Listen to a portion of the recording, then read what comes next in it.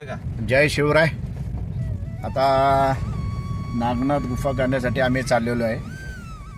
हायवेवरनं सरळ आपण खाली कोपरीतनं खाली उतरल्यानंतर आपल्याला जांभरूक फाटा लागला होता पाठीमागे, आणि तिथून आतमध्ये हा बीड खुर्दचा रस्ता विचारायचा। या बीड खुर्दवरनं आपल्याला सरळ जायचं आहे। आता आपल्याला रेल्वे ट्रॅक लागेल, तिकडनं पुढं आपल्याला बीड खुर्दचा रस्ता विचारून पुढं जायचं आहे। बाकीचं नंतर तुम्हाला सांगतोच। हे पहा, क्या आहेत अस्सल गावातल्या म्हशी। अगं म्हशी, मला कुठं नेशी? चला चला चला, कशी रोखून बघते बघा। अरे बाबा, जाऊन दे की आम्हाला, जाऊन दे हाल। जय शिवराय। आज आपण नागनाथ गुफा करण्यासाठी चाललेलो आहे, आणि आत्ता आम्ही आलेलो आहे बीड खुर्द या गावात। या ठिकाणी छत्रपती शिवाजी महाराजांचा आपल्याला या ठिकाणी ही प्रतिमा आपल्याला पाहायला मिळत आहे। आणि हे बीड खुर्द म्हणजे त्या फाट्यापासून साधारणतः 4 किलोमीटर आतमध्ये आपल्याला हे बीड खुर्द गाव आहे। आणि या बीड खुर्दातनं आपण आता आपले नागनाथ गुफाकडे जाण्यासाठी जाणार आहोत। इकडनं पुढं आपल्याला ठाकूरवाडी लागेल। ठाकूरवाडीपासून पुढं आपल्याला रेल्वे प्लॅटफॉर्मने वरती जावं लागलं आहे। चला आता आपली भटकंती सुरू करूयात। आज 29 मार्च 2026 वार रविवार। या दिवशी नागनाथ गुफा करण्यासाठी आम्ही आत्ता बीड खुर्द या गावात आलेलो आहे, आणि इथून आमची आता भटकंती आम्ही काही वेळात सुरू करणार आहोत। या ठिकाणी आम्ही आमची ही गाडी या ठिकाणी पार्क केलेली आहे, आणि आता इथून पुढं पदभ्रमण चालू होणार आहे आमचं बीड खुर्द गावातून। आता आमचं पदभ्रमण चालू झालेलं आहे। आजच्या भटकंतीमध्ये आम्ही 5 पांडव आहोत। सगळ्यात पुढे आहेत डॉक्टर अजय इंगळे, त्यानंतर आहेत गजानन जहागीरदार, आमचे राजाभाऊ तिखे, नंतर राहुल डिवटे पाठीमागे आहेत, आणि मी सुशील।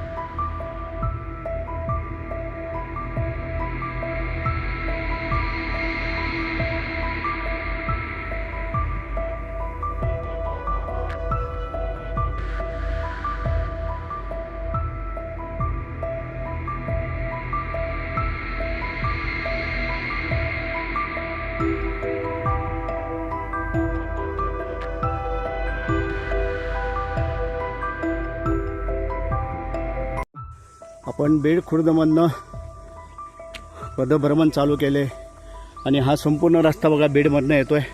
हा गाडीचा रस्ता आहे, पण आमची गाडीला आम्ही आणलं नाही वरती, रिस्क घेतली नाही।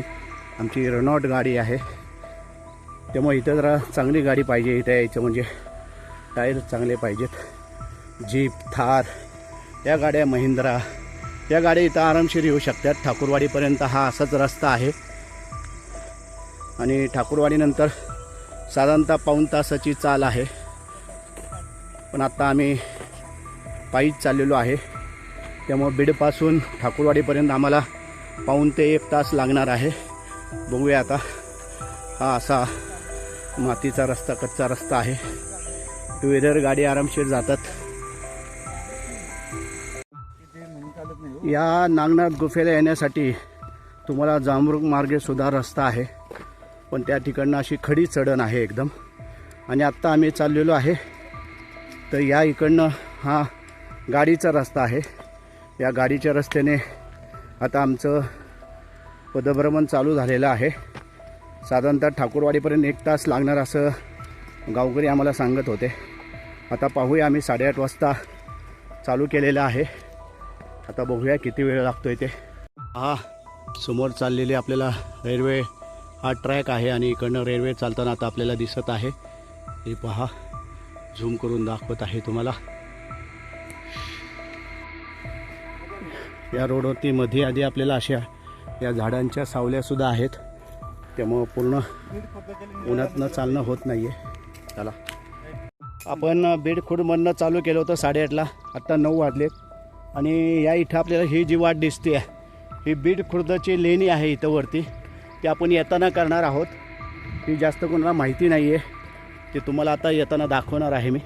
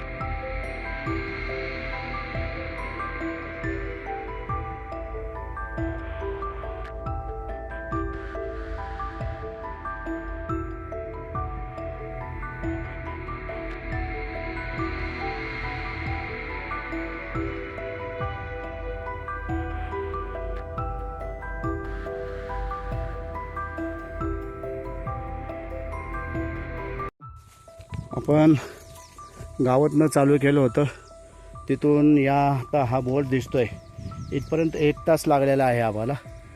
या ठिकाणी 2.6 किलोमीटरवरती उंबरविरा नागनाथ मंदिरचा रस्ता आहे हा, आणि इकडं आता आपण जाणार आहोत. हे जे आपल्याला समोर दिसतंय हे आहे उंबरवाडी गाव. या उंबरवाडी गावात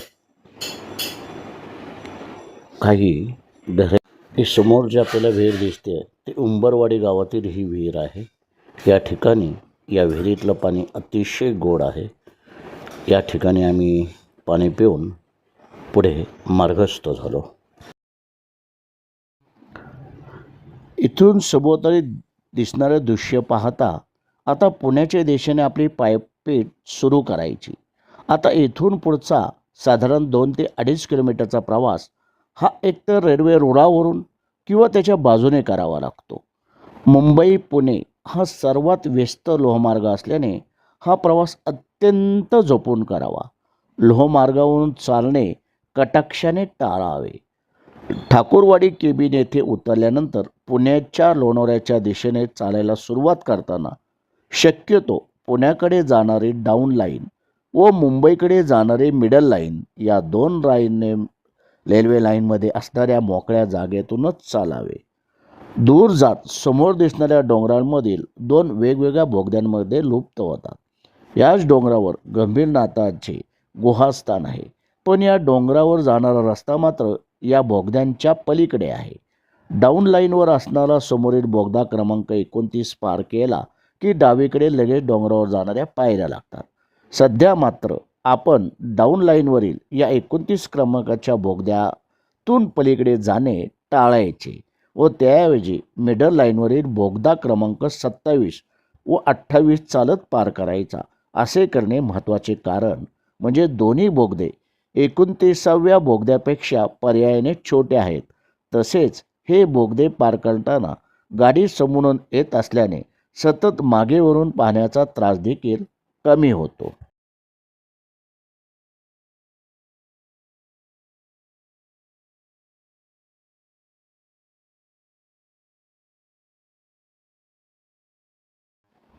आता हे गंभीरनाथाचे गुहास्थान ठाकूरवाडी स्टेशनला अगदी लागून नाही.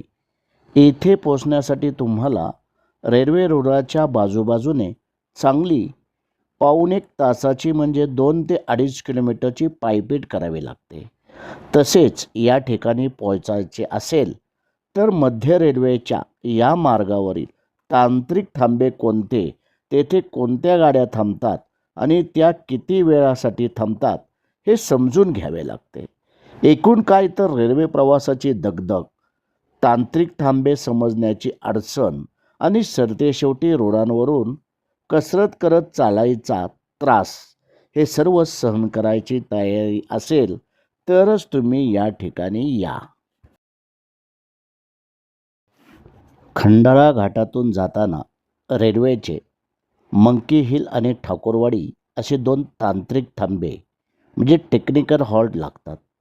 या 2 थांब्यादरम्यान अनेक छोटे मोठे बोगदे ओलांडत रेल्वे प्रवास करत असते.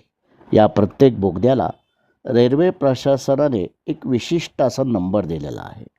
यापैकी बोगदा क्रमांक 28 व 29 या 2 बोगद्यांवर असणाऱ्या डोंगरावर गंभीरनाथ नावाचे अतिशय शांत आणि रमणीय असे गुहास्थान लपलेले आहे. पुण्याहून जे या ठिकाणी येणार आहेत त्यांनी सकाळी 6 वाजता पुणे स्टेशनवरून सुटणारी सिंहगड एक्सप्रेस पकडणे हा एक उत्तम पर्याय आहे. लोणावळा स्टेशनमधून गाडी सुटली की फारच कमी गाड्या खंडाळा स्टेशनला थांबतात. सिंहगड एक्सप्रेस ही त्यापैकीच एक. खंडाळा स्टेशननंतर गाडी थांबते ती मंकी हिल या ठिकाणी. आता मंकी हिल हे रेल्वे स्टेशन नाही तर हा आहे रेल्वेचा एक तांत्रिक थांबा, ज्याला केबिन असे देखील म्हणतात. खंडाळा ते कर्जत दरम्यान मंकी हिल, ठाकूरवाडी, नागनाथ, जांभरुंग आणि पळसदरी असे रेल्वेचे काही केबिन्स आहेत, जिथे गाड्या टेक्निकल हॉल्टसाठी थांबतात.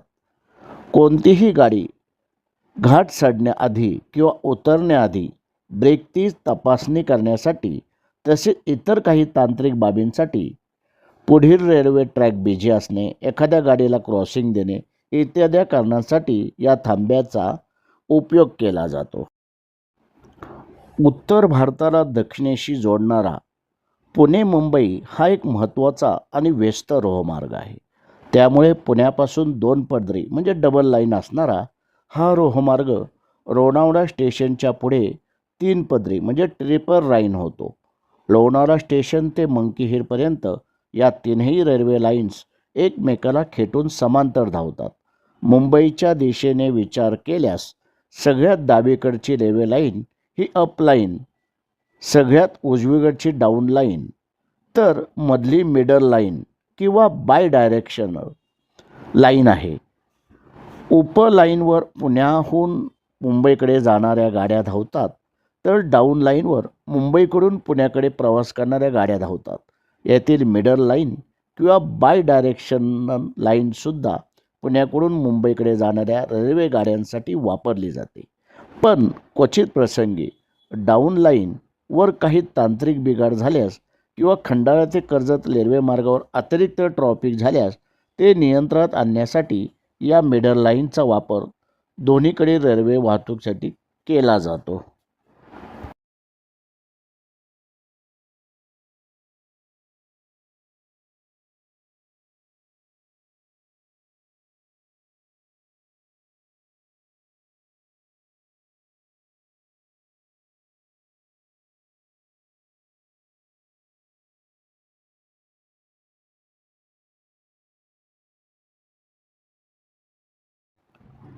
कर्जत जवळील खंडाळा घाटातील ठाकूरवाडी आणि नागनाथ केबिन दरम्यान वसलेली नागनाथ गुहा, याला गंभीरनाथ किंवा नाथबाबा गुहा अशी देखील म्हटले जाते.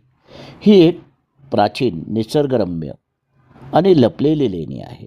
हे ठिकाण प्रामुख्याने ट्रेकिंग आणि निसर्ग पर्यटनासाठी प्रसिद्ध असून येथे जाण्यासाठी ठाकूरवाडीतून सर्व्हिस टनेलचा मार्ग वापरला जातो, जो खंडाळा घाटातील एका शांत आणि निराशार निसर्गाच्या कुशीत आहे.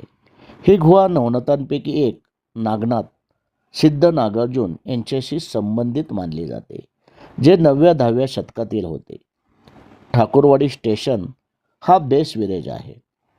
तिथून सर्व्हिस टनेलच्या मार्गाने गुहेकडे जावे लागते.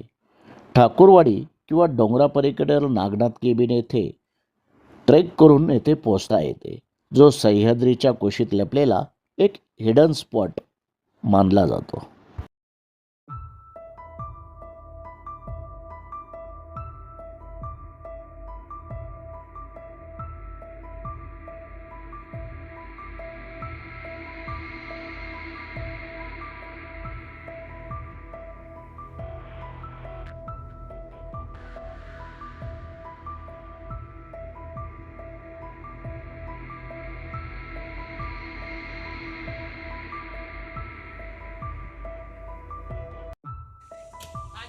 जय शिवराय.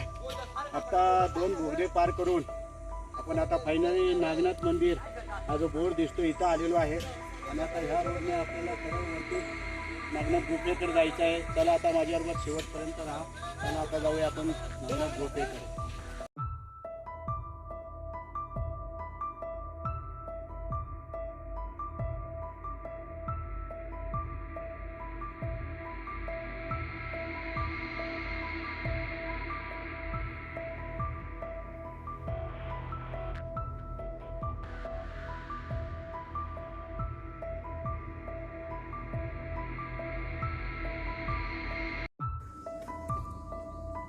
तर थोड्याच वेळात आपण ते समोर भगवा दिसतोय तिथं गुफा आहे, तिथं जायचं आहे. चला जाऊया. हा.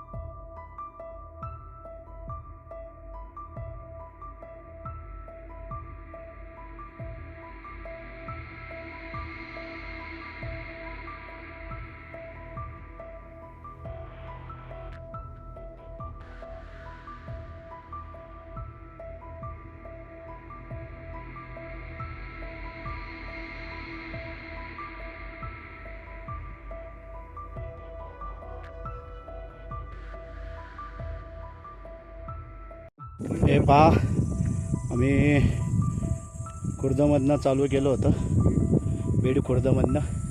आणि या ठिकाणी यायला आता आम्हाला 3 तास लागलेले आहेत. आणि आता ही पायऱ्यांची वाट चालू झालेली आहे. थोड्याच वेळात आता आपण समोर नागनाथ गुफा आहे तिकडं चाललेलो आहे. चला आता जाऊया.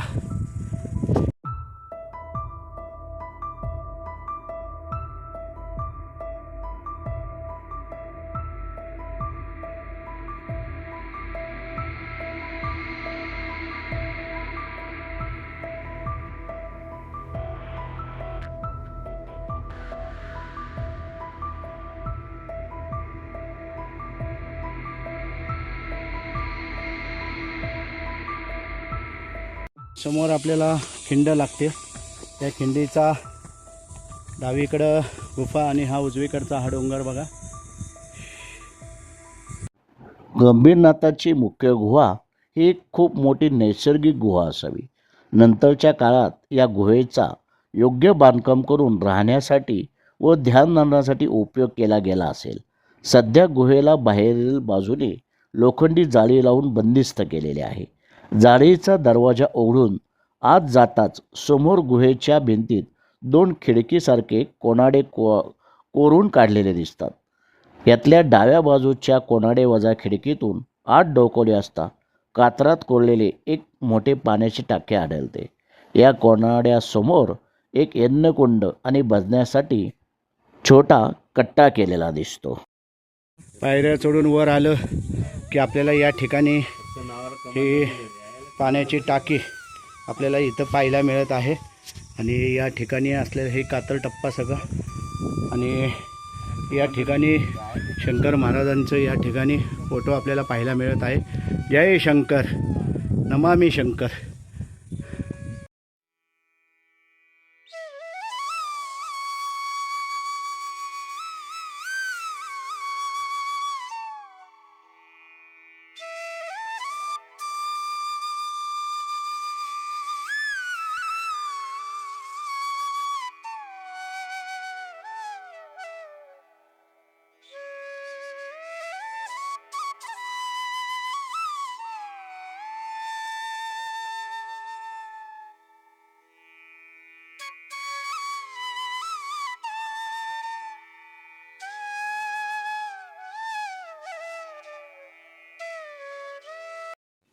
जय शिवराय. आत्ता आम्ही नागनाथ गुफा या ठिकाणी आलेलो आहे. समोर आपल्याला नागनाथ बाबांची या ठिकाणी मूर्ती पाहायला मिळत आहे आणि आम्ही गावातनं चालू केलं होतं. कुठलं गाव होतं? बीड खुर्द. हां, बीड खुर्द. बीड खुर्दामधनं आम्ही पदभ्रमण चालू केलं होतं. बीड खुर्दापासून इथं यायला आम्हाला साधारणतः 3.25 तास लागले. अतिशय जबरदस्त असा हा ट्रेक आहे. खूपच सुंदर आहे. या ठिकाणी येताना दमछाक होते, परंतु अभिमान वाटावा असा हा ट्रेक आहे आणि बरेच दिवसाचं माझं स्वप्न राहिलं होतं की नागनाथ गुफा करायचं. ते आज पूर्ण झालेलं आहे. या नागनाथ गुफेला येण्यासाठी 2-3 मार्ग आहेत. एक जांभरूण मार्ग येतो, तो खडी चढणचा आहे. दुसरा मार्ग म्हणजे आम्ही आता बीड खुर्दामधनं आलो, तो रस्ता आहे, म्हणजे गाडीने येण्याचा पण रस्ता आहे. पण तुमची गाडी जीप कमांडो अशी जर असेल तर ठाकूरवाडीपर्यंत तुमची गाडी येते. तिथून पुढे काय तुम्हाला 20-25 मिनिटं पण राहत नाही. पण आम्हाला 3 तास लागलेले आहेत आणि आता आपण पाहत आहात हे गुफेमध्ये असलेलं हे नागनाथ बाबांचं या ठिकाणी पीर, या ठिकाणी मूर्ती आपल्याला आतमध्ये पाहायला मिळत आहे.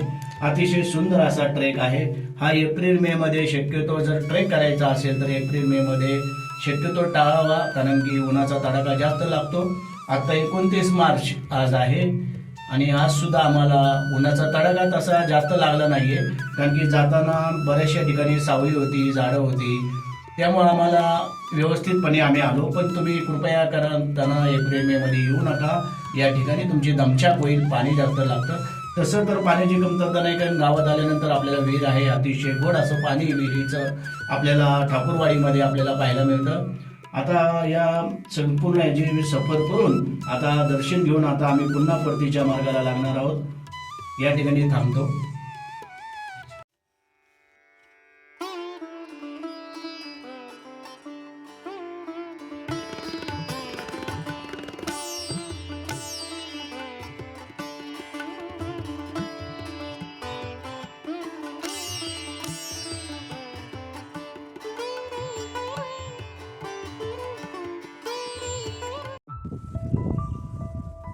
हे समोर आपल्याला राजमाची, श्रीवर्धन व मनोरंजन हे 2 गड आपल्याला या ठिकाणी, जोळेगड आपल्याला या ठिकाणी पाहायला मिळत आहे.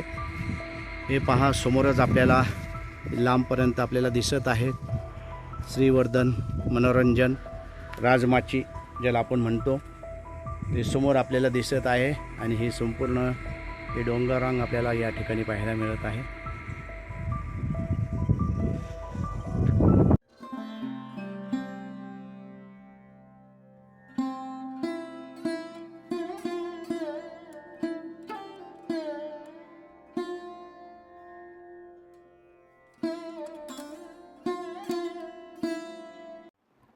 उल्हास नदी, अगदी नावासारखी उल्हासित असलेली ही कर्जतमधील नदी सह्याद्रीच्या डोंगर रांगेत राजमाची गडाजवळ उगम पावते. हा उगम पुणे जिल्ह्यातील खंडारा या प्रांतात आहे.